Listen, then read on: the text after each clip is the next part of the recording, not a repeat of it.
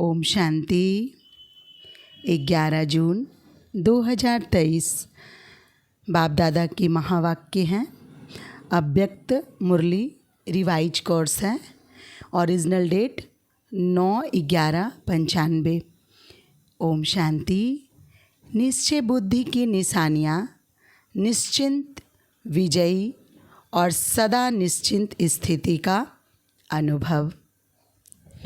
आज सर्व बच्चों के रक्षक और शिक्षक बाप दादा अपने सभी ब्राह्मण बच्चों के फाउंडेशन को देख रहे थे। ये तो सभी जानते हो कि वर्तमान श्रेष्ठ जीवन का फाउंडेशन निश्चय है। जितना निश्चय रूपी फाउंडेशन पक्का है, उतना ही आदि से अब तक सहज योगी, निर्मल स्वभाव, शुभ भावना की वृत्ति और आत्मिक दृष्टि सदा नेचुरल रूप में अनुभव होती है। हर समय चलन और चेहरे से उनकी झलक अनुभव होती है, क्योंकि ब्राह्मण जीवन में सिर्फ जानना नहीं है कि मैं ये हूँ और बाप ये है, लेकिन जानने का अर्थ है जो जानते हैं वो मानना और चलना। बाप दादा देख रहे थे कि जो भी बच्चे अपने को ब्राह्मण कहलाते हैं, वो सभी ये फलक से कहते हैं कि हम निश्चय बुद्धि हैं। तो बाप दादा सभी निश्चय बुद्धि बच्चों से पूछते हैं, जब आप सभी कहते हो कि हम निश्चय बुद्धि विजयी हैं, तो कभी विजय कभी हार क्यों होती है? जब कभी कभी थोड़ी हलचल होती है, तो क्या उस समय निश्चय खत्म हो जाता है? जब निश्चय बुद्धि सदा हो तो विजयी सदा हो, कि बीच बीच में घुटका और झुटका होता है? निश्चय का फाउंडेशन चारों ओर से मजबूत है या चारों ओर के बजाय कभी एक और कभी दो और ढीले हो जाते हैं? कोई भी चीज़ को मजबूत किया जाता है तो चारों ओर से टाइट किया जाता है ना। अगर एक साइड भी थोड़ा सा हलचल वाला हो तो हिलेगा ना। तो चारों प्रकार का निश्चय अर्थात बाप में, आप में, ड्रामा में और ब्राह्मण परिवार में निश्चय, ये चार ही तरह के निश्चय को जानना नहीं, लेकिन मानकर चलना। अगर जानते हैं लेकिन चलते नहीं हैं तो विजय डगमग होती है। जिस समय विजय हलचल में आती है तो चेक करना है कि चारों तरफ से कौन सा तरफ हलचल में है। बाप दादा देखते हैं कि कई बच्चों को बाप में पूरा निश्चय है, इसमें पास है, लेकिन अपने आप में जो निश्चय चाहिए उसमें अंतर पड़ जाता है। जानते भी हैं, कहते भी हैं कि मैं ये हूँ, मैं ये हूँ, लेकिन जो जानते हैं, मानते हैं, वो स्वरूप में, चलन में, कर्म में हो, इसमें ही अंतर पड़ जाता है। एक तरफ सोचते हैं कि मैं मास्टर सर्वशक्तिमान हूँ, विश्व कल्याणकारी हूँ, दूसरे तरफ छोटी सी परिस्थिति पर विजय नहीं प्राप्त कर सकते। है तो मास्टर सर्वशक्तिमान, लेकिन ये परिस्थिति बहुत बड़ी है, ये बात ही ऐसी है। तो क्या ये निश्चय है कि सिर्फ जानना है लेकिन मानकर चलना नहीं? कहते व सोचते हैं कि मैं विश्व कल्याणकारी हूँ, लेकिन विश्व को तो छोड़ो, स्व कल्याण में भी कमज़ोर होते हैं। अगर उस समय उन्हें कहो कि क्या स्वयं को परिवर्तन कर स्व कल्याणकारी नहीं बन सकते, तो जवाब देते हैं कि है तो विश्व कल्याणकारी, लेकिन स्व कल्याण बहुत मुश्किल है, ये बात बदलना मुश्किल है। तो विश्व कल्याणकारी कहेंगे या कमज़ोर? तो स्व में भी परिस्थिति प्रमाण, समय प्रमाण, संबंध संपर्क प्रमाण, निश्चय स्वरूप में आए। ऐसे निश्चय बुद्धि की विजय हुई ही पड़ी है। जैसे सभी को ये पक्का निश्चय है कि मैं श्रेष्ठ आत्मा हूँ, इसके लिए कोई दुनिया के वैज्ञानिक भी आपको हिलाने की कोशिश करेंगे कि आत्मा नहीं शरीर हो, तो मानेंगे नहीं और ही उसको मनाएंगे। तो जैसे ये पक्का है कि मैं शरीर नहीं, मैं आत्मा हूँ, और कौन सी आत्मा हूँ, ये भी पक्का है। ऐसे निश्चय बुद्धि की विजय भी इतनी ही निश्चित है। हर असंभव है और विजय निश्चित है। और ये भी निश्चित है कि बातें भी अंत तक आनी है, लेकिन उसमें विजयी बनने के लिए एक ही समय पर चारों ही तरफ का निश्चय पक्का चाहिए। 3 में निश्चय है और 1 में नहीं, तो विजय निश्चित नहीं है। लेकिन मेहनत से विजय होगी। निश्चिंत विजय वालों को मेहनत नहीं करनी पड़ेगी। कई बार कई कहते हैं, बाप दादा तो बहुत अच्छा, वो तो पक्का है कि बाप है और हम बच्चे हैं, हमारा बाप से ही संबंध है। लेकिन देवी परिवार में खिटपिट होती है, उसमें निश्चय डगमग हो जाता है। इसीलिए परिवार को छोड़ देते हैं, हल्का कर देते हैं, तो एक साइड ढीला हो गया ना। बिना परिवार के माला में कैसे आएंगे? माला कब बनती है? जब दाना दाने से मिलता है और एक ही धागे में पिरोए हुए होते हैं। अगर अलग अलग धागे में अलग अलग दाना हो तो उसको माला नहीं कहेंगे। तो परिवार है माला। अगर परिवार को छोड़कर 3 निश्चय पक्के हैं तो भी विजय निश्चित नहीं है। चलो, परिवार की खिटपिट से किनारा कर लो। बाप का सहारा हो, परिवार का किनारा हो तो चलेगा। काम तो बाप से है या भाइयों से है। बाप से काम है, वर्षा बाप से मिलना है, भाई बहनों से क्या मिलेगा। लेकिन ब्राह्मण जीवन में यही न्यारापन है कि धर्म और राज्य दोनों की स्थापना होती है, सिर्फ धर्म नहीं। और धर्म पिताएं सिर्फ धर्म की स्थापना करते हैं। बाप की विशेषता है धर्म और राज्य की स्थापना करना। तो राज्य में एक राजा क्या करेगा? बहुत अच्छा तख्त भी हो, ताज भी हो, क्या करेगा? राजधानी भी चाहिए ना। तो राजधानी अर्थात ब्राह्मण परिवार सो राज्य परिवार। इसलिए ब्राह्मण परिवार में हर परिस्थिति में निश्चय बुद्धि, तब राज्य भाग में भी सदा राज्य अधिकारी होंगे। तो ऐसे नहीं समझना कोई बात नहीं, परिवार से नहीं बनती है, बाप से तो बनती है। ड्रामा अगर भूल जाता है तो बाप तो याद रहता ही है। लेकिन कोई भी कमजोरी एक ही समय पर होती है। स्वस्थिति अर्थात स्वनिश्चय भी अगर कमज़ोर होता है तो विजय निश्चित के बजाय हलचल में आ जाती है। तो बाप दादा निश्चय के फाउंडेशन को चेक कर रहे थे। क्या देखा? सदा 4 ही प्रकार का निश्चय एक समय पर साथ नहीं रहता, कभी रहता कभी हिलता। इसलिए सदा विजयी का अनुभव नहीं कर पाते हैं। फिर सोचते हैं होना तो ये चाहिए, लेकिन पता नहीं क्यों नहीं हुआ। किया तो बहुत मेहनत, सोचा तो बहुत अच्छा, लेकिन सोचना और होना इसमें अंतर पड़ जाता है। इसका अर्थ ही है कि निश्चय के चारों तरफ मजबूत नहीं। और हंसी की बात तो यह है कि ड्रामा भी कर रहे हैं, है तो ड्रामा, है तो ड्रामा, लेकिन अच्छी तरह से हिल भी रहे हैं। कभी संकल्प में हिलते, कभी बोल तक भी हिल जाते, कभी कर्म तक भी आ जाते। उस समय क्या लगता होगा? दृश्य सामने लाओ, ड्रामा भी कह रहे हैं और हिलडुल भी रहे हैं। लेकिन निश्चय बुद्धि की निशानी है निश्चिंत विजयी।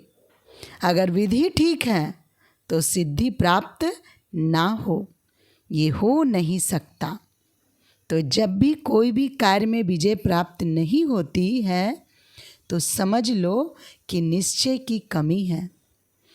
चारों ओर चेक करो, एक और नहीं।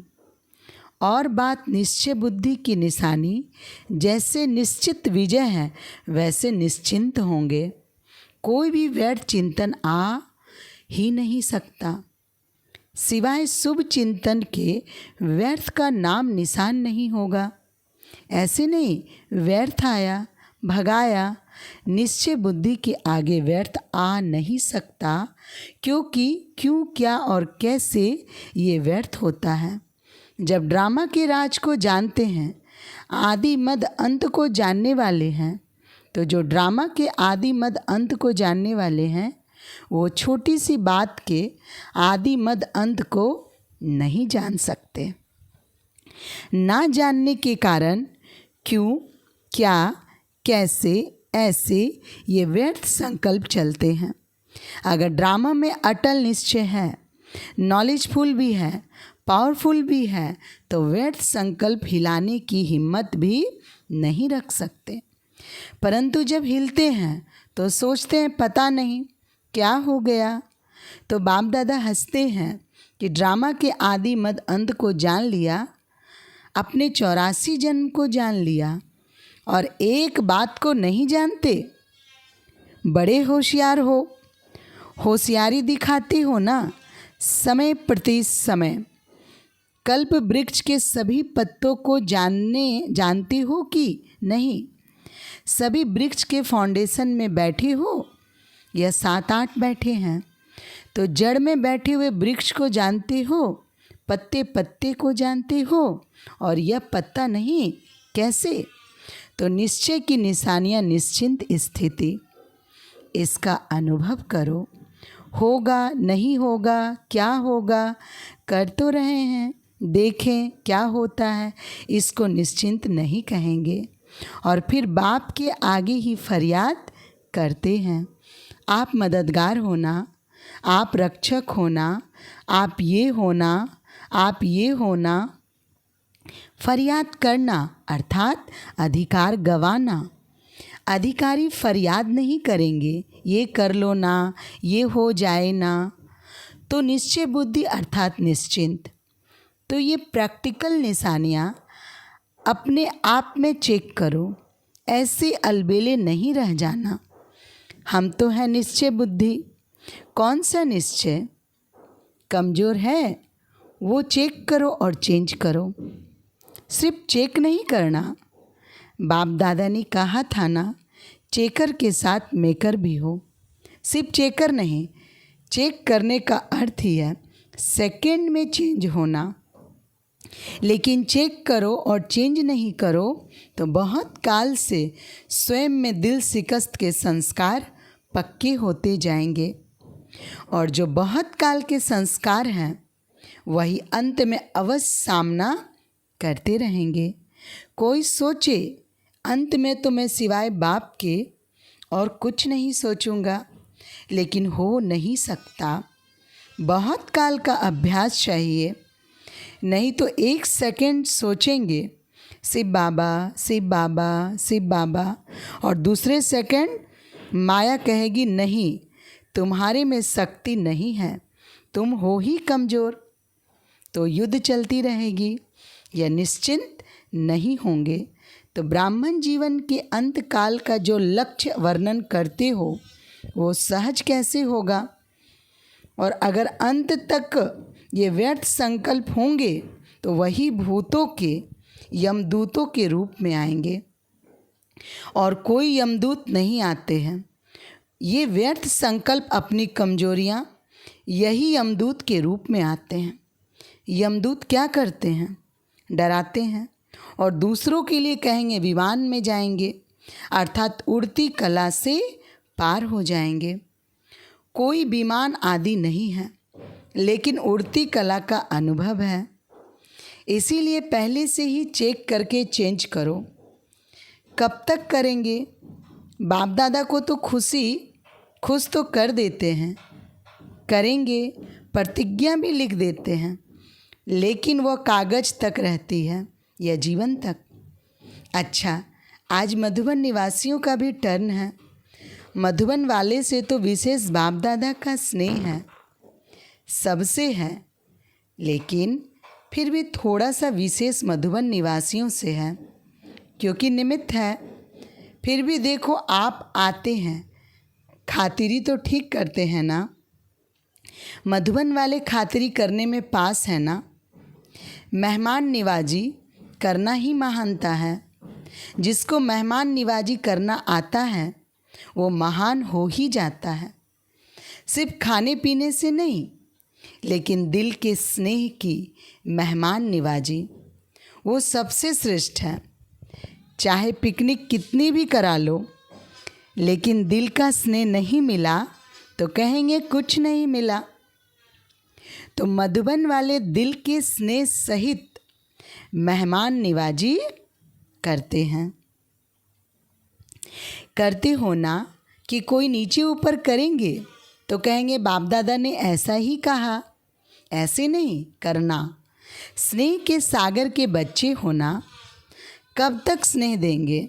नहीं, गागर के बच्चे नहीं, सागर के बच्चे बेहद। सबके पास स्नेह का स्टॉक है ना। माताओं के पास भी है, कुमारियों के पास भी है, पांडवों के पास भी है। सागर है या थोड़ा है? तो कभी क्रोध तो नहीं करते होंगे ना। जब स्नेह के सागर है तो क्रोध कहाँ से आया? किसके संस्कारों को जानकर सेटिस्फाई करते हो ना। चाहे वो रॉन्ग है, लेकिन आप तो नॉलेजफुल हो ना। आप तो जानते हो ना कि ये क्या है, लेकिन उस समय क्या कहते हैं?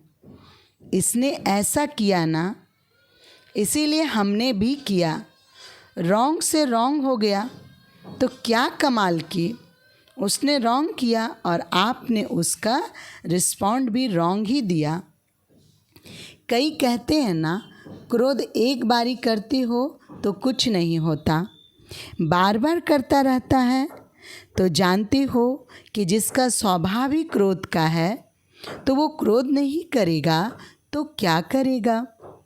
उसका काम है क्रोध करना और आपका काम है स्नेह देना या क्रोध करना। वो 10 बारी करे तो आप एक बारी तो जवाब देंगे ना। नहीं देंगे तो वो 20 बारी करेगा। फिर क्या करेंगे? तो इतनी सहन शक्ति है? या उसने 10 किया, आपने आधा किया, कोई हर्जा नहीं। उसने झूठ बोला, आपने क्रोध किया, तो क्या ठीक हुआ? फिर बड़े बहादुरी से कहते हैं झूठ बोला ना, इसीलिए क्रोध आ गया। लेकिन झूठ बोलना तो अच्छा नहीं लगा और क्रोध करना अच्छा है। तो स्नेह के सागर के मास्टर स्नेह के सागर, मास्टर स्नेह के सागर के नयन, चैन, वृत्ति, दृष्टि में जरा भी और कोई भाव नहीं आ सकता। यदि थोड़ा थोड़ा जोश आ गया तो क्या उसको स्नेह का सागर कहेंगे कि लौटा है? चाहे कुछ भी हो जाए, सारी दुनिया क्यों नहीं आप पर क्रोध करे, लेकिन मास्टर स्नेह के सागर दुनिया की परवाह नहीं करेंगे। बेपरवाह बादशाह हो, जो परवाह थी वह पार लिया। अभी इन व्यर्थ बातों से बेपरवाह बादशाह, चेक इन की परवाह करो, चेंज होने की परवाह करो, लेकिन व्यर्थ में बेपरवाह कर सकते हो कि बच्चा, पोतरा, धोत्रा, धोत्री थोड़ा सा क्रोध करेगा, थोड़ा सा नीचे ऊपर करेगा तो स्नेह के बजाय और भावना भी आ जाएगी। दफ्तर में जाएंगे, बिजनेस में जाएंगे, नौकर ऐसा मिल जाएगा, वायुमंडल ऐसा मिल जाएगा, लेकिन व्यर्थ से बेपरवाह बादशाह। समर्थ में बेपरवाह नहीं होना। कई उल्टा भी उठा लेते हैं। जहाँ मर्यादा होगी वहाँ कहेंगे बाप दादा ने कहा ना कि बेपरवाह बादशाह बन जाओ, लेकिन मर्यादाओं में बेपरवाह नहीं। आपका टाइटल है मर्यादा पुरुषोत्तम। ये मर्यादाएं ही ब्राह्मण जीवन के कदम हैं। अगर कदम पर कदम नहीं रखा तो मंजिल कैसे मिलेगी? ब्रह्मा बाप के कदम पर कदम रखो तो ये मर्यादाएं ही कदम हैं। अगर इस कदम में थोड़ा भी नीचे ऊपर होते हो तो मंजिल से दूर हो जाते हो और फिर मेहनत करनी पड़ती है। और बाप दादा को बच्चों की मेहनत अच्छी नहीं लगती। कहते हैं सहज योगी और करते हैं मेहनत, तो अच्छा लगता है क्या? अच्छा, बाप दादा ने ड्रिल कराई। चारों ओर के सर्वनिश्चय बुद्धि, श्रेष्ठ आत्माएं, सदा निश्चिंत विजयी आत्माएं, सदा निश्चिंत आत्माएं, सदा श्रेष्ठ विधि द्वारा वृद्धि करने के निमित्त बनने वाली विशेष आत्माएं, सदा एक बाप, एक बल, एक भरोसे में अचल अडोल रहने वाले समीप आत्माओं को बाप दादा का याद प्यार और नमस्ते नमस्ते नमस्ते। आज का वरदान है, दिल के स्नेह और संबंध के आधार पर समीपता का अनुभव करने वाले निरंतर योगी भव। स्पष्टीकरण: ब्राह्मण आत्माओं में कोई दिल के स्नेह संबंध से याद करते हैं और कोई दिमाग अर्थात नॉलेज के आधार पर संबंध को अनुभव करने का बार बार प्रयत्न करते हैं। जहाँ दिल का स्नेह और संबंध अति प्यारा अर्थात समीप है, वहाँ याद भूलना मुश्किल है। जैसे शरीर के अंदर नस नस में ब्लड समाया हुआ है, ऐसे आत्मा में निष्पल अर्थात हर पल याद समाई हुई है।